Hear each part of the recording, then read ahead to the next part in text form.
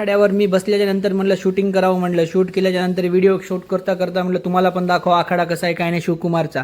लागलो आखाडा दाखवायला, कारण थांबून होतो शूट करता करता. मी म्हणलं चला सगळ्या मशीनना भेटून घ्यावं, म्हणलं मशी चारा सोडून माझ्याकडेच बघत होते एकसारख्या. मशीनला म्हणलं पनीरला आलोय म्हणलं. नंतर मशीन मुलाल्या कोणच्या नवीन पाहुणा आल्या म्हणून बघू लागल्या मशी माझ्याकडे. मग झाल्याच्या नंतर मित्र म्हणला याला चारा टाकून आपण सुरुवात करूच म्हणला. म्हणलं ठीक आहे. तितक्यात मी या म्हशीला बात बोलत बसलो होतं. म्हशी हसू लागली मला बघून. मी म्हणलं चला आता करायचं म्हणलं स्वयंपाक, कारण मला पण उशीर होतं जायला गावाला नांदेडला, म्हणून मी म्हणलं करून घेऊत म्हणलं.